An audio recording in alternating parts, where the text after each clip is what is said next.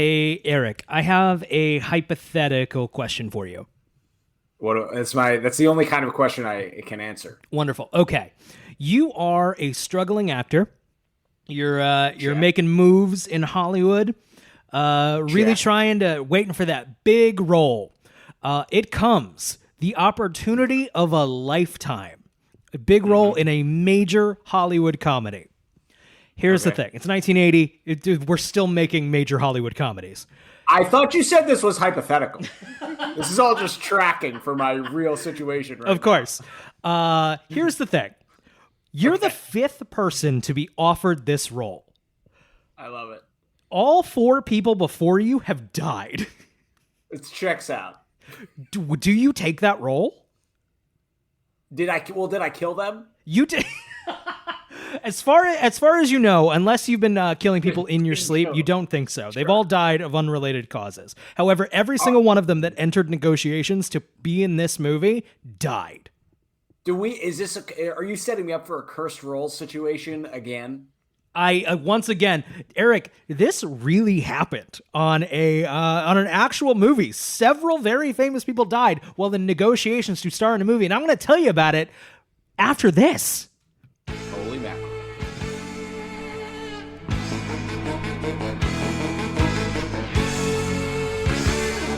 Every night on the streets, when all the people are fast asleep, from every corner creeps the shape of something you wouldn't like to meet. Monsters rule, okay.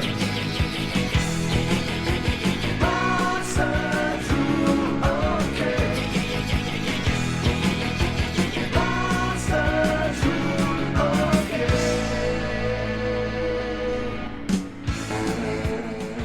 Good evening, everybody, and welcome to another edition of Brian and Eric Don't Belong Here, another night into the weird and the macabre. I'm your host, Brian, here as always with my spooky, salacious colleague, Eric. Eric, what's going on, man?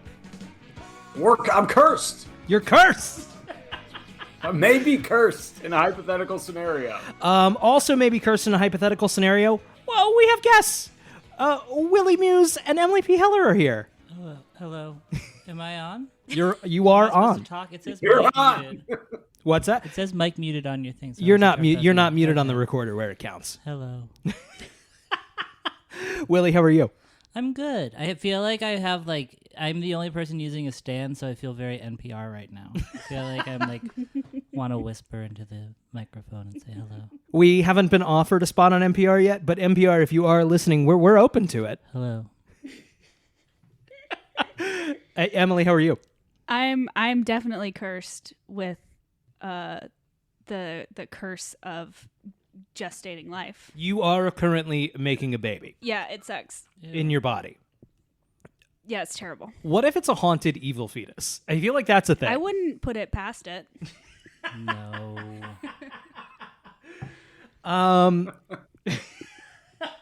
All right, I'm just going to jump. I have so many things I want to talk about tonight. This is, I guess, our Halloween episode. Boo. Sorry. You can't scare me like that. I'm sorry. Boo. This will come out. Halloween is Monday. Yeah. Why are you looking at me? I don't know dates. I'm sorry. That's my mistake. Time. But this is an episode will come out 2 days after Halloween. So this is the closest one before Halloween. You got to get the closest without going over. Is everyone ready for Halloween? No. I guess how ready or not ready can you really be? I don't have a costume. Yeah. Yeah, I have no costume situation. Brian, do you have a costume? I don't. I haven't really gone hard in a costume the last couple of years. I've put you in a costume the last couple of years. Right. I feel like you guys shouldn't worry about a costume this year. I feel like that's probably the best year not to worry about a costume. Well, I saw an ad for a skeleton pregnancy onesie that had a skeleton fetus on it, which I thought was disgusting and very funny. That's But they was sold out in my size. well, you Yeah, I feel like pregnant time is like there's a lot of great costume opportunities. Yeah. Potentially. No, but you don't want to be one of those things where it's like Brian's a turkey baster and you're a turkey and like. It's Actually, like, maybe that is what I want. that's what. Yeah, I mean, now that I'm saying it, it is a pretty good. But Gross. like, they're all. I feel like all pregnancy costumes are just like, I make sperm and I ate sperm to make a baby. I did have the idea that it would be fun to be Krang, That would be fun. but then I realized I'd that's- have to yeah. basically be wearing underpants, which I didn't really want to do. Yeah, that's fair. It's Krang is his whole. He is just a naked robot. We Yeah. should get like a flesh tone onesie. I guess. Yeah. Does anyone have a Halloween costume from their youth that they remember that they were real proud of? I was a Grim Reaper for like 8 years in a row in elementary school. Your choice or No, this was me. And every year I would double down on it and make it like grosser and hell yeah. weirder to the point where the teacher's like, you can't just, it's an oozing, it's an open sore. Did you not grow in elementary school, or did you have a new Grim Reaper costume every single time? It's actually the sadder middle ground, which is I grew, but I kept the same cowl. Okay. It just got smaller and smaller on me. So each year you became The worst option. like Yeah. it became more and more of like a slutty Grim Reaper every year. That's right. That's just a right. slutty Way boy above Grim me. Reaper? Yeah. By 5th grade, I was a real saucy young lad trouncing about town with my sickle. Speaking of slutty, when I was in high school, I decided that I was going to be a pinup girl, which the fact that my mother let me do this is a miracle. But I bought like a garish Hot Topic corset and made myself a skirt and like fishnets to like hand out candy in the neighborhood. This was for no one.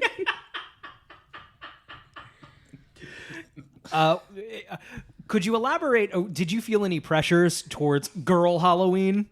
Not at that time. I mean, I think I maybe just wanted to be. I knew that Halloween was a time to be sexy, but I didn't quite know what sexy was yet. Sure. Hot pink satin that's the epitome of sexy. Yes. What? I can't even picture what it's satin pants. No, very basic circle skirt that I made myself. And fishnets. Yeah, that doesn't sound like a good costume. And a corset from Hot Topic. Yeah, no, that sounds terrible. Yeah, it was bad. Will, do you have any memorable costumes? My one attempt, my school had like a Halloween costume every year, and my one attempt at winning it, which did not go well, was I came close twice. Once I did my like single one, I decided I was like, I'm gonna be a mockingbird, so I just dressed like a bird and wear a shirt that said "I'm with stupid" on it. But like, I had the idea, and then finding a shirt that actually says "I'm with stupid" was really hard, so I had to make it myself. So it was really, really shitty looking. And then, actually, my favorite one I think was when I went to a school where we had a dress code. And on Halloween, if you came in costume, you didn't have to wear a dress code. So I wrote, I think we were reading To Kill a Mockingbird at the time. So I just wrote, "I'm Harper Lee" on a plate. And I just dressed like my normal self. And and then a bunch of people being like, I don't know if that counts as a costume. I was like, well, do you know what Harper Lee looks like? So that was probably my proudest costume. That's good. That's kind of incredible. That's a pretty good move. I remember my mom, I've talked about this on the show before, so sorry if you've listened to any of our 2018 episodes.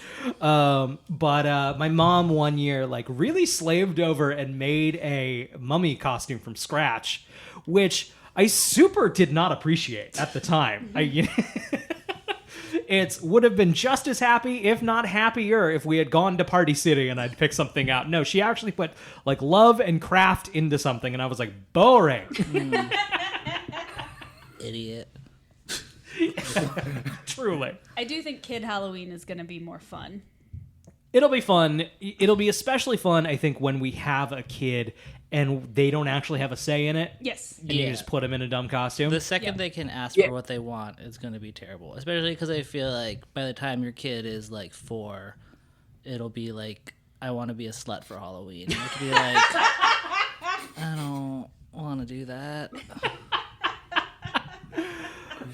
But you can't say no. Yeah, no, you're No, of going course to not. try not to be. Like, that's what I realize is it's like, the more I get, the more I'm like, oh, God damn it, I am going to be like old-fashioned as a parent. It's just like, what old-fashioned means is going to be very different. And it's Right. like, oh, God. Same as it ever. It's just the same thing over and over It's like, again. I'm going to be like, you have to wait until you're 18 until you get an OnlyFans, okay? Like, I'm going to put my foot down on this.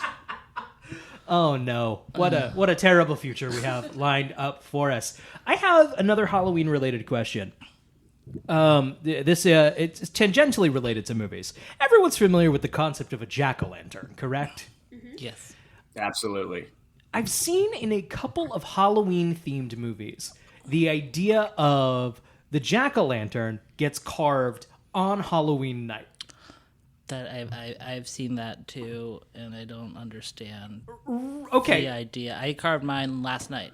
Yeah, that's generally, I feel like, is treated as, correct me if I'm wrong, a general, like, seasonal October lead up to Halloween thing. That's like getting your Christmas tree on Christmas Day. It's like the Christmas. Yeah, it's a Christmas tree situation. Yeah. Yeah, but I've seen several movies where, like, the kids are back from trick-or-treating, and then okay, now we're going to carve the jack-o'-lantern, and then you're going to go to bed. No, you No. gotta have that out for trick or treat. Right? Yeah, that's literally the extent of my Halloween decorations this year is a carved jack-o'-lantern. So who started that, and where the fuck did that come from? So that's not a thing. Well, I think it's like I feel like what, because they do that in Halloween. I remember that. That's one where, because he brings the pumpkin home and then he like squishes it. Right. And I feel like it's like scrambling to figure out how to fill Halloween traditions, especially when it's like, we can't take them trick-or-treating because they need to be in a house. So Right. how do we make it look like Halloween? And it's like, we can't show movies. Like, we can't, like, I feel like, I guess I do show a movie in Halloween, But yeah. yeah, like, I don't know, though. It is one of those things where it is, like, I've definitely, like, one of those movie tropes where it's just, like, people don't do that. That's but, in reality, Halloween, as all the Halloween stuff is done by like 8 o'clock on Halloween. yeah, because you gotta get trick-or-treating. Right. Yeah. I feel like they do the same thing with, like, getting your costume ready day of, and it's like, no. That is a month-long process. Well, especially if you're gonna go, like, I don't know. I mean, I feel like you're not gonna get a day of. Right? Right. No. That's just the stuff left over Yeah. at the Party City. Yeah. That's how you end up as a Paw Patrol a couple years too late. Ooh, I want to be a Paw Patrol for. Let's all do Yeah, a that's Paw a Patrol. great guy. Should we be the Paw Patrol? Yeah, let's be a How Paw many Patrol are there? group costume. You guys are gonna look back at this a year when your entire life is Paw Patrol and just be like, The Paw Patrol pod. We've developed a weird fetish. It doesn't. Oh no, that just went to a bad honestly, place. wait, honestly, when your kids start watching Paw Patrol, can you just do like a very in-depth Paw Patrol breakdown podcast for parents? Because I feel like that is the best idea I've ever heard. From like a business standpoint. Because I feel like you're going to get to a point where you're just watching like nothing but children's television. And I feel like you need to like break down and be like day 3 of Johnny watch. Like, Here's what this is. I'm very. I feel. Sorry, Eric. Go Sorry, ahead. go ahead, Brian. No, go ahead. Okay. I was just gonna say. I don't know if you guys have like little like nephews or family members or whatever, and you've watched what they watch on YouTube and have encountered the weird YouTube things that are targeted at children. Oh yeah. Yeah. Do you have Like any examples? Because Momo I've seen and- some weird shit. Well, there was the Momo thing, that like murderous bird that told you if you told your parents you watched him, he'd like kill you and your whole family. That's fucked up. I've seen a lot of like Spider-Man wrestles Elsa, which is like not porn, but like not. worse. Yeah, It's you're worse. running a fine line, sir. I mean, Yeah. certainly a lot of weird fetishes are being formed now. Like, I feel like Definitely. whatever Disney did to make furries is being multiplied by like 20. And like now it's just going to be, I don't know that Disney made furries. That's my assumption. But Yeah, no, I would rather my kid accidentally stumble across actual pornography than the fucking Spider-Man spanks Elsa. Like, I feel like that is gonna be our generation's like being old fashioned. It's like when you catch your kid smoking and you make them smoke the whole pack, and you're like, no, you're gonna sit down and watch 2 hours of the golden age of porn. Yeah. You little freak. That's what I'm gonna Some normal ass penis and vagina Well, sex. there was, I saw a thing that was like it was like, I think it was on Reddit or something, as like, these people are insane, kind of. And it was just like a bunch of parents who were trying to make porn for children, which was porn aimed at children. Like, What? But like, it's like a good idea the more I think about it. It's like starter porn. It's like the training wheels version of porn. Man, So I it's like kind a of get what you're way saying. where it's like kind of like, it's like, here is like porn designed to teach you about like normal healthy sexual relationships, and not like, this is what sex is actually like, here's an introduction.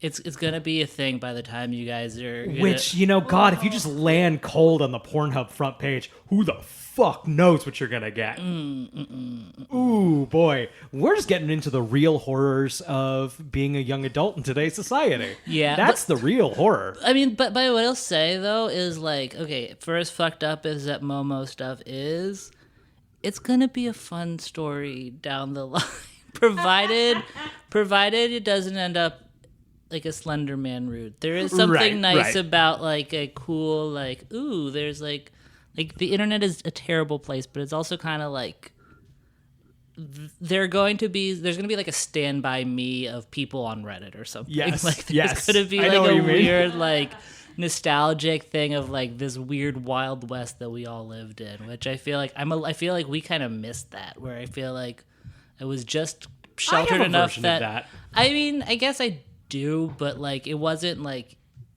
like it's not interesting. Like it's not, I don't know. There's no ghouls involved. Sure. I read something that fucked me up, and I'm not going to get the numbers right because my brain doesn't work like that. But it was something about like there was a set number of years between when the car became like proliferated and when seatbelts were invented. And someone was saying like that's the time we're in for the internet right now. We are in the time between cars being invented and seatbelts being invented. I'd absolutely agree with that. The problem is our brains will all be pickled by the time Already done. we're going through windshields of proverbial cars at rapid rates. Yeah. You guys want to talk about some cursed motion pictures? Yeah. Wait, can I guess the one that you were talking about Yeah. in the intro? Okay.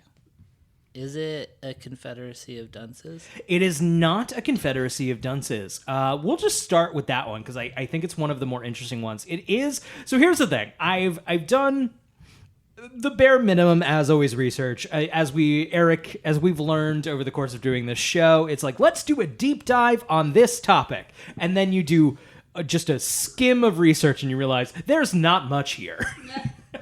It's a lot of stretches and a lot of lying to get things to be interesting. Doesn't Shudder have an entire series on this? Yes. So they're grasping at straws a little bit, you Oh, think? entirely. Okay, great. But the Eric, go ahead. Brian, I'm sorry to interrupt. I just have some breaking news that I don't know if you're aware of. I don't know. Tony Spera has a Netflix show. Shut the fuck up. Who's Tony It's- Spera? Called Oh, Willie. Oh, you sweet babe. Real fast. Tony Spera is our favorite person in the world. He is just an Italian-American ghost-busting hero. He is the son-in-law of the Warrens. and he's kind of taken over the family business since their passing. He has, Emily, you can vouch for this. There is a Marvel-esque Tony Spera cameo in the film Annabelle Comes Home, and I leapt up on the couch. Man. So, Eric, what the fuck? So it's a ghost hunting show called 28 Days Haunted. Oh, baby. Oh, baby. And the premise, it's based on the Warrens' assertion that spirits take like 28 days to manifest or something. I almost And so what watched they this last do night. Yep. And so what they do, it's kind of like that show Alone, but for ghost hunting. So they like lock ghost hunting teams in a haunted location for 28 days. Eric, how And many? just let it roll. Eric, how many episodes of the show are there? I don't know, but did we just watch the whole thing? Is the next several weeks of the show just a recap podcast of that show? Yeah, I think we pivot. I think we're just pivoting. Bare minimum, that's a segment.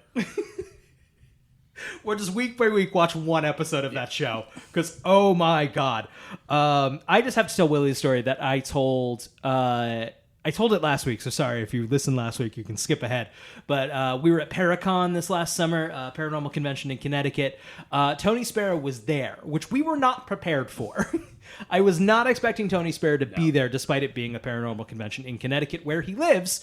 So I did have a framed photo of him surrounded by flowers and a rose on our booth. Because he is the patron saint of our podcast and we love him. And at some point during the con, he comes down the alleyway near where our table is. And, you know, he's, of course, the king of the convention, bestowing his grace upon the people he favors. He comes to a intersection, and if he looks to the left, he's looking right at us. And if he turns to the right, that goes deeper into the convention hall. He looks at us. I swear to God, he makes eye contact with me and then just turns and goes the other way. That stings. That stings me. Someday we'll get Tony on the show and he will have to explain himself. Oh, man. Cursed movies, though. So this movie is Atuk. A-T-U-K. I'm reading directly from the rap.com. Atuk is a movie so cursed it never got made. The project, based on the 1963 Mordecai Rickler novel about an Eskimo in New York, had 4 different men attached to play the lead in development hell through the 1970s and 80s. John Belushi, Sam Kinison, John Candy, and Chris Farley. All 4 died shortly after entering negotiations to play the title role. That sounds offensive. It's probably for the best that movie didn't get made. I think that is the case. That would be one of those like movies right now. That said, that's now granted. Some things connect all of these popular comedians of the era. Yeah, I was gonna say I think Chris Farley, John Belushi, and John Candy were also in talks. That's why I said Confederacy of Dunces, because I think that they were also interesting in talks for that role. So I think there might just be a through line of people being cast for a similar type and doing a lot of I think maybe cocaine was things. the problem. Yeah, not the not the they movie. all had a similar hobby, and the hobby was cocaine. yeah. Did John Candy do cocaine? Is that a silly I don't know if question? that's how he died, but I think everybody just did cocaine. I Yeah. assume if you were alive in the 80s, you were doing cocaine. I mean, but like you look at Chris Farley and John Belushi, and you're like, that's cocaine. But like, I don't associate John Candy as a cocaine person, but it probably was. How did John Candy die? I'm googling. I that think so. Heart attack, and I think it was just kind of like unhealthy lifestyle stuff, but not drugs. Like the more wholesome way to go. He was only 43 though, which is super sad. What? Yeah. No, wait, hang on. smoking a pack a day, heavy alcohol Yeah. use, and use of cocaine. Never mind. Yeah. I read There one it is. Damn it. And then Sam Kinison, of course, similar hobbies. What do you know? Although Sam Kinison, didn't he die of?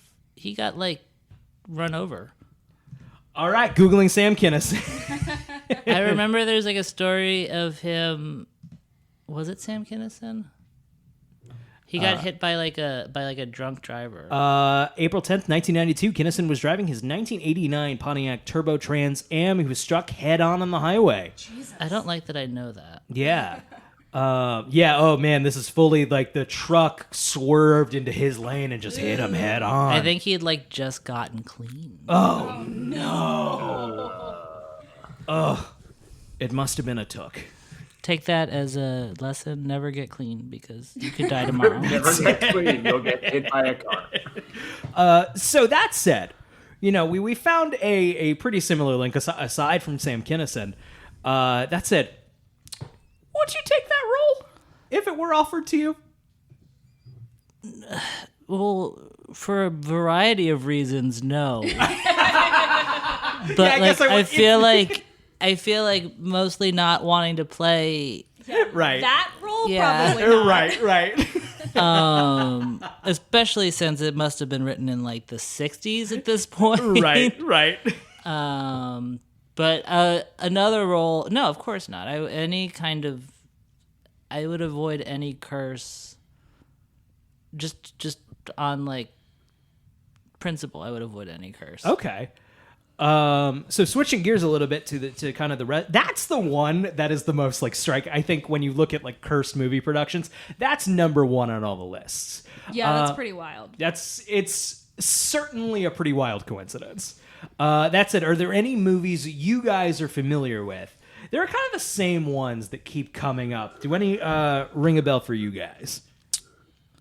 I have a list. If you I feel like the Omen is like a classic one.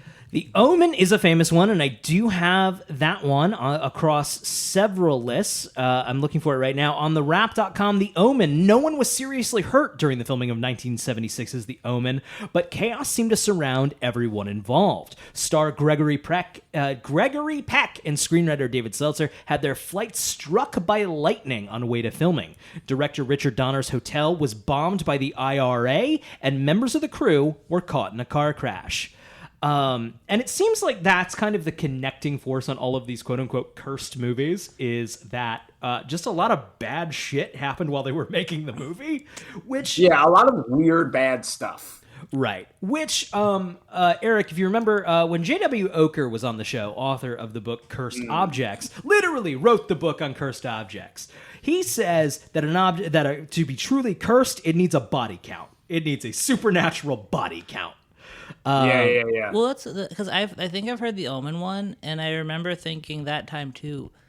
Did anyone get hurt when their plane got struck by lightning? I don't believe because so. don't planes just get struck by lightning all the time? I don't think that's that uncommon. Yeah, I feel like that's kind of like we need a third thing. Yes, I agree. I always felt like Poltergeist was the one that came That up was all the one time. that came to my mind. Right. So basically the rumor, the urban legend that spread was that everyone involved in that movie died. Craig T. Nelson's still kicking, still looking great. No, but what did happen was 22-year-old Dominique Dunn was murdered by her boyfriend shortly after the release of the first film. And then 6 years later, 12-year-old Heather O'Rourke died of septic shock before the third movie was released. Which is like two tragic deaths. Once again, that's kind of like... Does that count as a curse? I mean, I guess that one is more... I buy that one as more of a curse just because... People actually died. Yeah, like I feel like... Yeah. And there are like external forces acting on it. Like I feel like if you look at anything in Hollywood, it's just like, yeah, bad stuff is going to happen. They're Right. living their lives in the worst possible way. Yeah, that seems, a lot of these seem like it's not a curse, it is capitalism. Where Poltergeist, I think, gains some traction is there is that scene late in the movie where skeletons come rising out of the swimming pool because the house was built over a burial ground. That's, okay, this has nothing to do with cursed films, but watching Poltergeist, it was what, like, the thing about Poltergeist that I always heard is like, oh, it's a Native American burial ground that they're on. It's not in the movie. It's Right. just a cemetery. Right. It right. has nothing to do with Native American burial ground. I don't know where that came from. Right. I even said burial ground rather than cemetery because that's still in my brain. But no, Right. you're right. That's never said in the movie. It was just It's just a cemetery. right. It was built over a cemetery Well, and to they be never moved fair, the bodies. every part of the United States could technically be considered a Native American burial ground at this yeah, point that's true. in our true. history. So, Well, we don't have time to unpack that right now.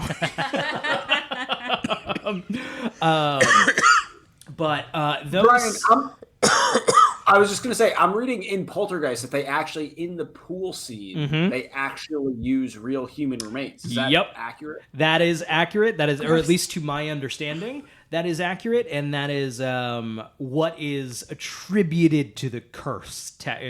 Usually, of like, oh, they used real human remains. That's gross. That's really missing the like point of their that. own movie. yes, yeah. Which Werner Herzog's Nosferatu used real human remains at one point, and didn't incur the wrath of the undead, as far as I know. Also, Werner Herzog, a little freak. And Werner you expect Herzog, that a of him?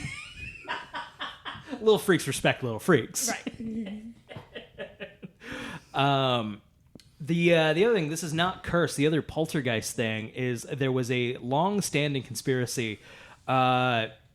Poltergeist is directed by Tobe Hooper, the director of the Texas Chainsaw Massacre and the Salem's Lot miniseries. However, it's produced by Steven Spielberg and does have a certain Spielbergian quality to the movie. Very likable family. It's very pleasantly shot. Has a very suburban magic to it. So it was long rumored that Steven Spielberg actually shadow directed the whole movie and Tobe Hooper didn't. Or like was kind of kicked off the project and Steven Spielberg handled it. Steven Spielberg took out a full spread in Variety at one point to just be like, Tobe Hooper directed the fucking movie.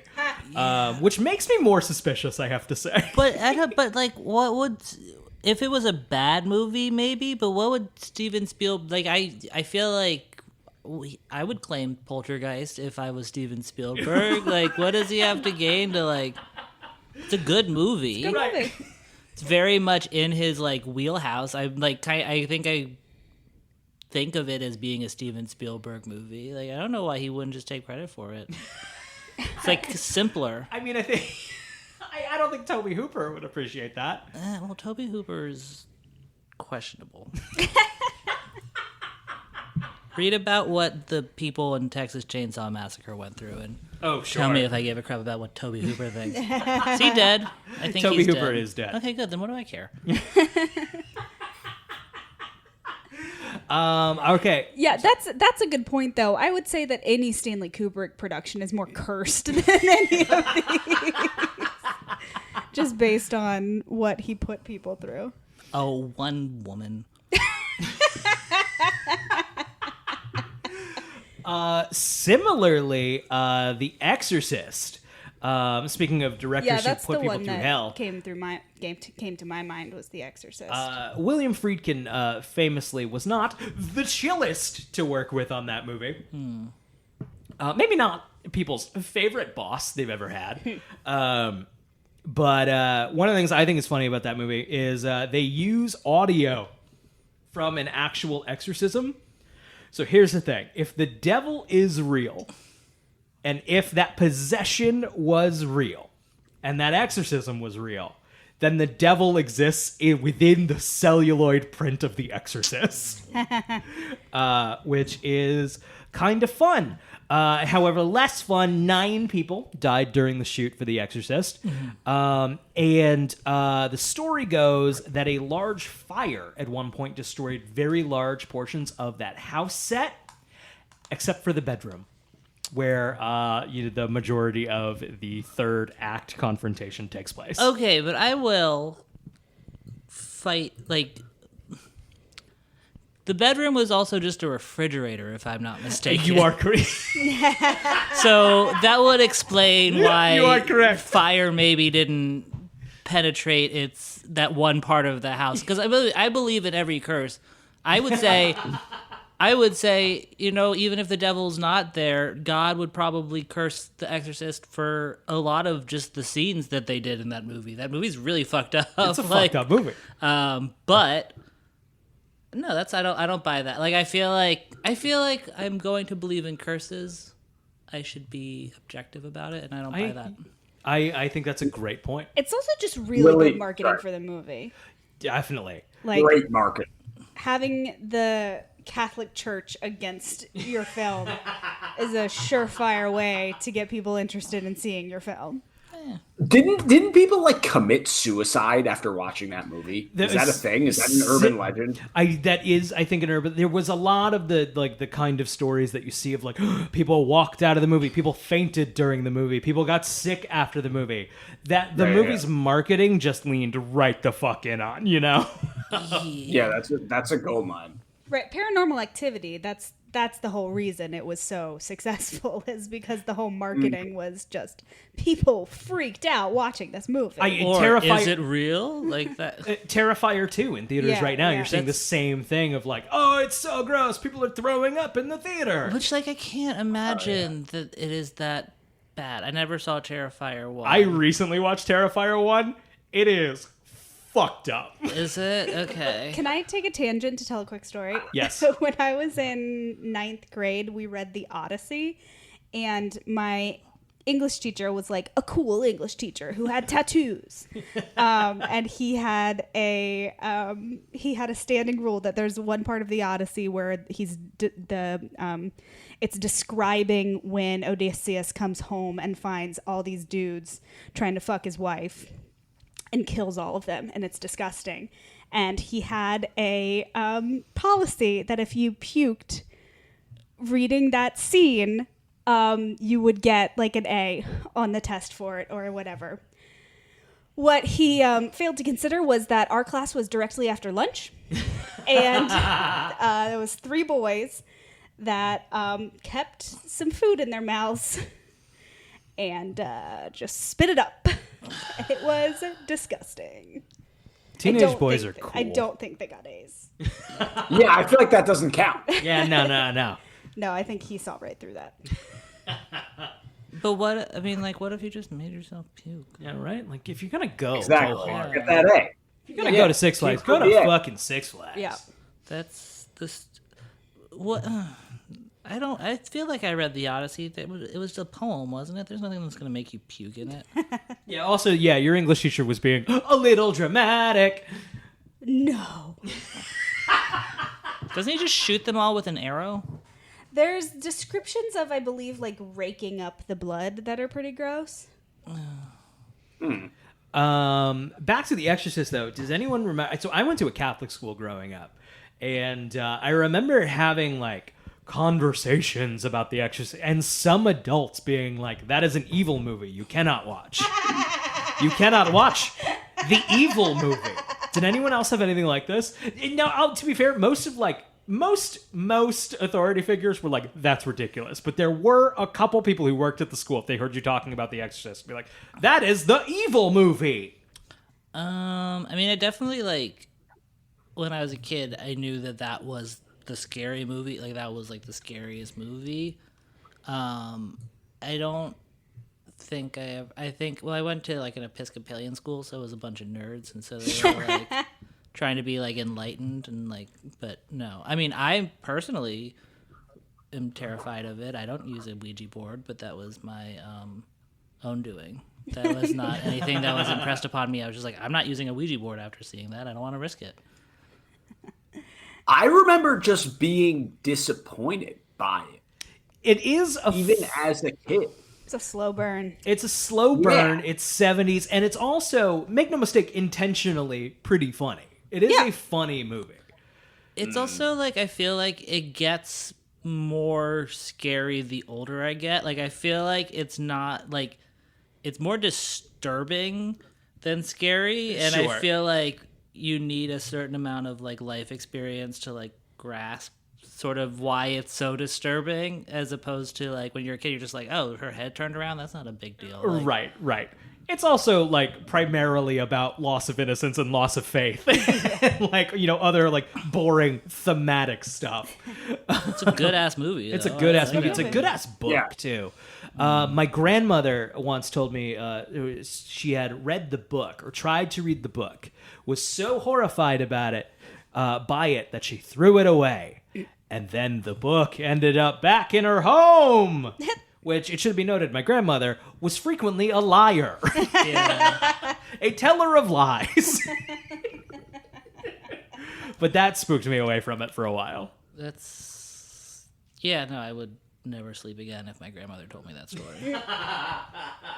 Are there any other like haunted films in that, like other movies that had that kind of reaction? Let's see. I don't know, like, literally the one that immediately came to mind with you talking about that is the movie Cannibal Holocaust from the 70s. Not the first, I believe, but often the first credited of being the first quote unquote found footage movie that would, you know, go on to like inspire the Blair Witch Project. Has actual like animal death in the like a turtle and a monkey get like ripped apart. That's real. The production didn't do it. There were like tribes where they were and they filmed them doing that, but it is real. But the gore effects are so fucking gnarly in that movie and so realistic. I believe courts in Italy made the director produce the actors in court and prove that they were alive and okay. Which is fucking gnarly. But once again, I don't know if that's an apocryphal story to sell the movie. No, I've heard that. I mean, that movie, I've never seen it because I heard about the turtle, but that movie definitely seems like it would be pretty fucked up even today. It's a pretty... like- I like it quite a bit, but yeah, it's fucked up. If a movie was going to be cursed, that feels like one that would get a curse on it. Right. Okay, but also, like, I don't know if you guys have picked up on this. All of the cursed movies, for some reason, horror movies, except for a duck, like, I wonder if there's some sort of hidden vested interest in saying that there's a curse involved It's the in these devil. movies about curses. No, it's the devil. Right, like my super ex-girlfriend. It doesn't seem to be. Are there any famous cursed movies that are not horror movies? Just a Took. That's the only one I think I see. Let's see here. On the Wrap.com, we have Apocalypse Now, which certainly was a hellish production. Yeah. But the entry we have here is The Horror. Francis Ford Coppola was tempting fate when he decided to film Apocalypse Now during monsoon season. Big mistake. The monsoon destroyed multiple sets. Martin Sheen suffered a heart attack during filming, and Coppola was so stressed that he suffered a seizure. According to the Independent, Apocalypse Now turned out to be a masterpiece anyway, but the documentary Heart of Darkness, a filmmaker's apocalypse about its making, is just as engrossing. It is true, Heart of Darkness is the superior movie. I've never seen it. It's very good. Apocalypse Now is good. Heart of Darkness is very good. That doesn't sound like a curse, though, because, like, right. it just sounds like poor planning on their part. That sounds like a largely inexperienced filmmaker going into something for hire. You know what's funny is George Lucas was going to make that movie and then dropped out. And then I think he traded with Coppola. Sounds like he For made the what right was- call. Right. What did he get in return? I don't know. I don't remember. I mean, I guess he's Star made Wars. Star Wars or American Graffiti, so I'm guessing it would have been American Graffiti. I also would guess it was American Graffiti, but that was also a Lucas passion project. Maybe the other thing like didn't end up happening. Can he direct things? Can't well? Fair enough. Yeah, I don't. I would love to watch an Apocalypse Now directed by George Lucas. That sounds It terrible. sounds bad. Yeah, sounds real bad. You ever seen THX? God no. It's it's truly like one of the prequel movies, but you don't have lightsabers and like characters from toys you remember, so it's just awful. Let's see here. I got another not horror movie. Have you guys ever heard before that the role of Superman is cursed? No. Oh, dude, I did see that. I think in recent years, this has maybe been disproven, but when Christopher Reeves was the reigning Superman, he would often get, of course, Christopher Reeve suffering a pretty traumatic spinal injury, spent the rest of his life paralyzed. Was that a horse? That was a horse. I believe. Yeah, bad horse fall. Right. So that got paired with George Reeve, unrelated, who played Superman in either the TV show or in the movie serials. I don't know which. But he also just had a really terrible time of it. Did not love that role. I've heard the story I heard about him was that like it was like the most thankless job. It was not a cool thing to be. Right. And one time, and basically one of the worst parts was that kids wanted to see how strong he was, and one kid brought a gun to shoot him. And he sounds like he was really smart. He said, "I don't want the bullet ricocheting to the rest of the audience." But Right. like, he just like a kid brought a gun to shoot him, and it's like, I think he was probably making like $10 a week doing it too. Right. But George Reeve was either murdered or committed suicide. We don't know. It's not very good, but Ben Affleck plays him in the movie Hollywoodland from, I think, 2007, which depicts that scene that Willie just talked really? about. It's not a great movie, but if you're interested in kind of the origins of the Superman curse, that's there. That said, several people many people have played Superman in animation. Tom Welling played him on Smallville for 9 years. Seems fine. That's a curse in and of itself. Well, I feel like, I mean, like, okay, not to be, like, you could do that with any, if enough people play a role. Right. Like, Right. I'm going to say the Joker's cursed. Like, Right. Heath Ledger died. They wanted that so bad. Heath Ledger died. Maybe that's why they cast Jared Leto as the next one. They were hoping it would go downhill for him. He's still Jared Leto. That was a good bet. Right. Yeah. There certainly was an element to Jared Leto's Joker specifically, where there was an element of like, ooh, that role makes you crazy. Yeah. I mean, yeah.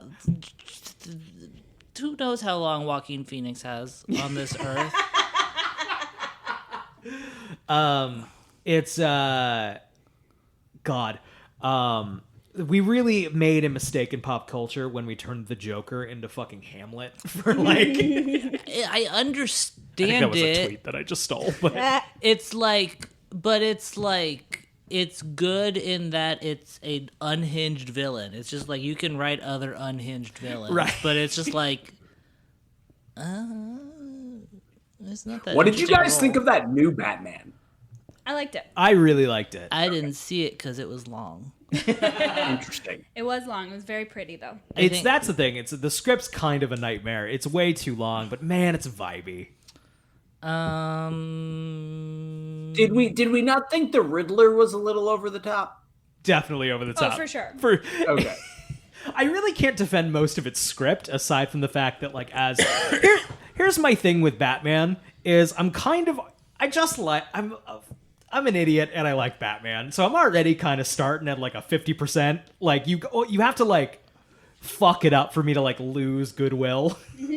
We're already kind of just like, oh, I get to sit with my big thing of popcorn and watch Batman. Cool. I liked how it was 3 movies, including the movie Zodiac. That was probably my favorite part. It was Very much so. Well, that's the other thing about Batman, though, is it's like become such like it was being like, it was like billed as like this has to be like the next classic work of art kind of thing. Right. Where it's just like, no, It's not. That's the same thing with the Joker, where it's just like it's become like a thing that it never was. It's just people like the Christopher Nolan movies, and those haven't aged amazingly well. They're good. They're not like I don't particularly want to sit down and watch any of them ever again. We watched the Christopher Nolan ones semi-recent, within the last like 2-3 years, and I feel like they were both better than I remember and worse than I remember. Yeah. I mean, his movies they're all very like mechanical. Yes. So I feel like that's my thoughts on his movies are like I'm interested to have seen what the plot was. But sitting through it is not fun. So now that I know the plot, it's not interesting anymore. Right. But I mean, like the Dark Knight had a good script. I will give the Dark Knight had a good script. But again, it's like very like clearly like plotted. Yes. If that makes sense. Definitely. Yeah. But another cursed movie. I'm gonna say it. A stuntman did die on The Dark Knight. Yeah. Which happens a lot. Joffrey is in it. No, wait, that was the first one. That was Batman Begins. Damn it. Here I got another cursed movie that's not technically a horror movie. Emily, we watched this semi-recently. The Passion of the Christ, the Mel Gibson film from 2004. Fuck. I would classify that as a horror movie. It basically is. It's definitely like it's pre-Saw, but it's Wait. closer to Saw than anything else. Excuse me. You guys watched The Passion recently? Why? It was Easter. Easter We got and we were high. high. We watched Jesus Christ Superstar. Jesus Christ Superstar, Last Temptation of Christ, and The Passion of the Christ. You guys have just phenomenal theme movie nights. I miss weeds so bad. Yeah, I don't know how you function without it based on your previous life. I barely hanging on. It truly is our favorite thing to do. Is the thing. Passion of the Christ is terrible and interesting in its terribleness, but it's terrible. From Very Catholic. Sorry. Very Catholic. From Mental Floss, here I have. If you're looking for a sign to stop making your R-rated movie about Jesus' crucifixion, getting struck by lightning is a pretty clear one. During the production of The Passion of the Christ in 2003, a bolt of lightning hit star Jim Caviezel and assistant director Jan Michelini. And it was actually the second time Michelini had been struck by lightning on the set of the film. Both victims walked away from incidences relatively unscathed, when it premiered in 2004, The Passion of the Christ raked in $611 million worldwide. Yeah, I would say getting struck by lightning is... that is like the sign. Yeah, that's like the quintessential divine, like, don't do that. Like, that's how, don't do that one. But I was interested. I recently learned. So the whole film is in Aramaic, I believe. Ancient Aramaic. Certainly, the actors are just saying all the things. All of the white actors, Right. Like, we cared enough about accuracy. We Right. need that word's making the actor speak ancient Aramaic, but we still cast Jim Caviezel to be this Middle Eastern man. but certainly they're only speaking it phonetically, so I'm sure Yeah. it's butchered. But Mel Gibson apparently did not want to subtitle it, which is kind of cool. Yeah, that is. I do like that, actually. Not to give Mel Gibson too much credit, but that would kind of rule. I mean, I don't think it would have been as successful. I don't know though. I feel like people were up that film's ass pretty quickly. It's true. Can I confess something? Go on. While we're talking about Passion of the Christ, I saw that movie as a little Catholic ninth grader, and I'm not kidding. That movie moved me. I was a ninth grade little Catholic boy. I didn't know this phase of your life, that you were like a kind of devout. I wasn't religious- like it. So I'm no longer religious, but I kind of didn't know any other way. It was as real as any other part of my life, you know? That Sure. reminds me a lot of that TikTok screenshot I've seen going around of someone saying, like, I thought that I was religious when I would go to church and get really moved by the live music, but then I felt the same thing at a One Direction concert. And I learned I just like live music. I think you just like movies. I just love an organ. I just love a spirited organ. Okay, I have a question. As I'm looking through the list, and there's nothing There's some just rapid fire here. Rebel Without a Cause. You might remember James Dean, of course, crashed his car at age 24. The Wizard of Oz. There's the famous actor who played a Munchkin who maybe hung himself, and you can see him in the back.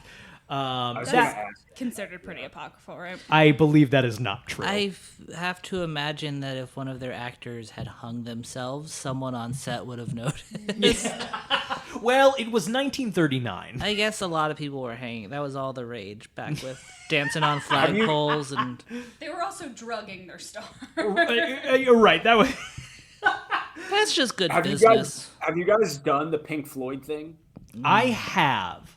I will. Have you done it, Eric? Yeah, when I was like in middle school or high school. Right. Same. I've done it. Without drugs? Without drugs. I will say there are funny coincidences. But like, Yeah. the way our human, brains work and like that, in that we're constantly searching for patterns, we give a lot of credit to those little coincidences or things that we can attest, like, oh yeah, I guess that does when you think about it that way. Ignore all the times it doesn't. Ignore long stretches where nothing is anything. But there are, if you've never done it, I don't necessarily recommend it. It's, but one of the lyrics literally is "turn around," and she turns around.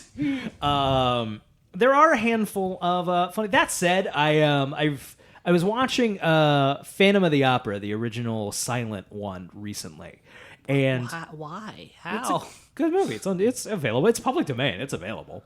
And so I was watching it recently, and the version on Tubi didn't have a score. So I just synced up a best of the band Ghost, which was awesome and extremely vibey. And there were similarly like amazingly coincidental like music changes that cut at exactly perfect moments, or lyrics that kind of maybe vaguely. I think you can do it with a lot of things, is what I'm saying. Can we give a shout out to Tubi? Tubi rules. I love Tubi. Tubi's I great. love I just Tubi. I just did my first Tubi video, and I'm working on my second one, and it's so the good. best thing. Tubi, do you want to sponsor a podcast with no listeners? Tubi has no money. What are you talking about? Well, we've got no listeners, so There it's you go. It's a perfect match.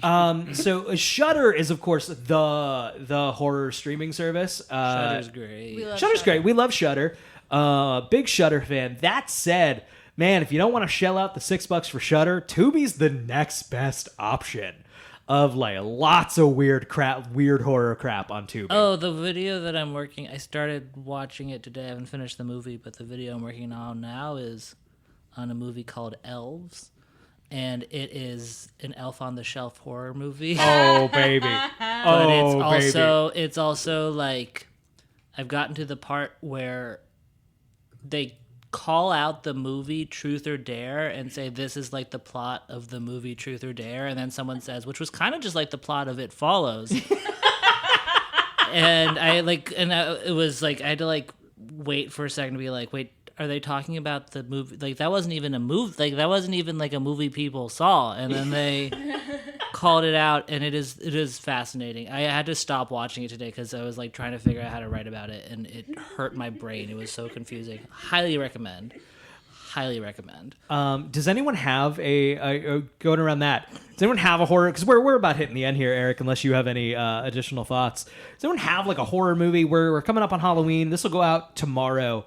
But a horror movie you recommend if people are looking for something spooky to watch. Before we get off the cursed films, can I just share a dark thought that I had? Please. Which is how long before Rust gets added to these lists? Oh God, oh no, Right? Emily. Like what's Rust for people not familiar? It's the movie on which Alec Baldwin tragically accidentally right. shot the cinematographer, I believe. Right. Which is, I think, more of a actual consequence than a lot of things on this list. Right. Well, they did that. That happened in That's a great point. Crow too, right? Or did he that die did in the happen. Crow? He did die in The Crow. Yeah. Okay. It was basically the same thing of like, hey, why was there live ammunition on this set? In the case of The Crow, there was like the clip was empty on the gun, but I believe there was still one in the chamber. And that was Bruce Lee's son. His family's cursed. Yeah. Yeah. That said, Emily, do you have a movie that you recommend? Oh, yeah, a horror movie specifically? Yeah. Yeah, I think I really liked I wouldn't even say it's a horror movie, but it's labeled as such, so I'll include it. We're All Going to the World's Fair. Ooh, yeah. Which is on HBO Max now, and it's about a girl who is participating in like an online creepypasta role-playing thing, and it is very weird and vibey and lonely, and I think gets to sort of how like lonely and sad and weird it can be on the internet. It's very, very good. I really liked it too. It's a slow burn. Yeah. And it's kind of just the ending just kind of hits you and go, oh. Yeah. Eric, do you have a spooky movie you like? What would you recommend people watch on Halloween? I have no like original deep take, but I feel like you gotta go Nightmare on Elm Street. Great one. I feel like that's the king, no? It's a good one. I don't know if it's better than Halloween on Halloween, but True. Good point. Also, I would honestly say I think Halloween and Nightmare on Elm Street, two scariest movies. those ones get you? Yeah. Hell yeah. Horrible. Hell yeah. Willie, do you have an additional one that you recommend aside from elves? Oh God, no, only elves. Only elves. I can't think of anything good to say. Like I'm trying to think of like a Halloweeny one. Mine is not very Halloweeny unless you want to be sad, which is I fun. do all the time. Yeah. Yeah. I feel like my go-to like movie I like to stand up for horror movie is The Last Exorcism. I really I like that one a lot, movie, too. and I think it's underrated. I agree. I'll say that the first thing that popped in my head for I don't even know if it counts as a horror movie, but it's set in Halloween, so I'll give that The Guest. That counts. Ooh, yeah, I like The Guest a lot too. That's like but it's weird because I was talking about this yesterday, where I feel like I really like Hocus Pocus and everything, but I feel like it gets by on just like that aesthetic is not in a lot of movies, Right. and people like that aesthetic. Agreed. And there should just be more movies set in Halloween, just because it looks nice. I like yellow. Fully agreed. I don't have a hard recommendation, and that's because I'm going to be watching a whole bunch of horror movies this weekend on twitch.tv/Goblin Voice. I'm going to be watching 24 hours of horror movies. And you can join me, hopefully raising a little money for Food Bank for NYC. Once again, that's this weekend. Let's see, that's, I believe, 10:29 into 10:30 for 24 hours. I'm going to be very, very tired. Please come join me. There's going to be guests. We're going to play some games. Is there a penalty if you sleep? I haven't decided yet. I could put a shock collar on. No. Now let it happen. No. The classic. I'll provide the shot collar. Great. But yeah, I have multiple people have promised to dial in very drunk. It's going to be a big time nightmare, and it's fun, but fun. It's kind of going to be my last big Halloween stream before I'm somebody's father and can't really do these anymore. So it's going to be stupid. Once again, that's twitch.tv/Goblin Voice, 10:29. That's Saturday into Sunday, starting at 6 p.m. Eastern. Eric, is there anything else we should go over? I think we covered every cursed movie. I can't think of another one possibly. We good to get out of here? No stone unturned. Yeah, absolutely. It's been Brian and Eric Don't Belong here. Thank you for joining us, everybody. Hey, maybe leave a comment on YouTube or a review on Apple Podcasts or just something so that we know there's somebody out there and we're not just yelling to the void. If you're the void, please just leave also a review. Also, if you're not there, that's fine too. Bye, everybody.